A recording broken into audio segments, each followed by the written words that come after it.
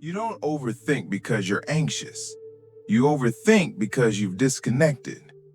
Disconnected from your body, from the now, from yourself. And when you lose the present, your mind becomes a maze. Stay with me for 5 minutes. I see this happen every day. You sitting there, eyes distant, breathing shallow, and your mind racing alone without you. I'm Lumi, and today I'm going to show you why your mind won't stop and how you can come back without fighting it. You turn your mind into a courtroom. Every thought becomes an accusation. Every memory becomes evidence. Every mistake becomes a sentence. You replay the same scene, the same words, the same what ifs. In the middle of the night, in the shower, while driving, before sleep. This isn't thinking. This is avoiding feeling. Overthinking is the most sophisticated way to run from an emotion asking to be felt. You wake up in the middle of the night with your mind stuck on replay, replaying that conversation from every angle. Why did I say that? Did they misunderstand? What will they think of me? And it doesn't stop there. You lie there, rewriting the script, what you should have said, how you could have smiled differently, the exact tone you should have used. A simple decision becomes a maze. Should I send that text? What if they don't reply? What if they reply too fast? What if? You create 10 scenarios, each one worse than the last. Then you're at the store, standing in the cereal aisle, just picking cereal. And suddenly, your mind is somewhere else entirely. Your career, your relationships, that thing you said 5 years ago, the future you're not ready for, the past you can't change. All of this while holding a box of cereal. This isn't care. This isn't responsibility. This isn't preparation. It's self-torture disguised as prudence. You're not solving problems, you're rehearsing pain. Overthinking isn't a thought problem. It's a trust problem. You don't trust life. Don't trust time. Don't trust yourself. So you try to control everything with the only thing you think you can control, your mind. But control doesn't bring peace. Presence does. Come back.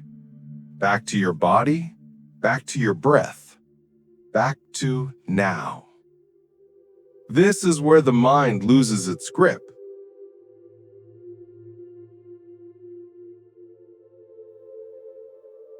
I don't think about yesterday. I don't get lost in tomorrow. I just am. When you chase me in the yard, I don't wonder if you'll get tired. I run. When you mess up with me, I don't replay the moment. I let it go. You know when you call my name and I come running? I don't think if it's worth it. I don't calculate the return. I just respond. Because presence doesn't need justification.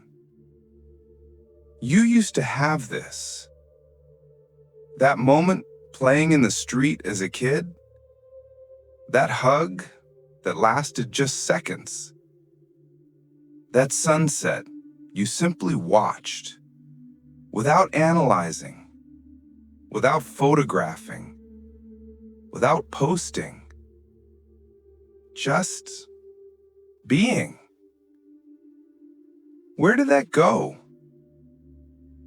Every thought you have is a question your soul already answered. You just forgot to listen.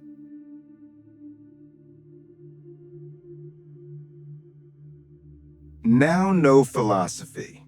Now it's practice. When your mind races, just do this. Feel your feet on the ground. Feel the weight of your body.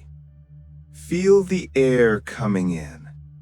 And ask yourself quietly, right now, am I in danger?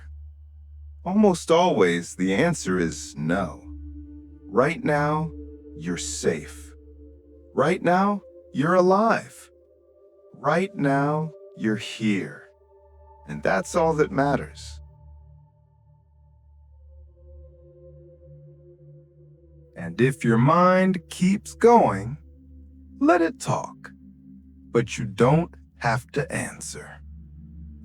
Thoughts are like clouds. They pass. You are the sky. You don't fight the clouds. You don't grab them.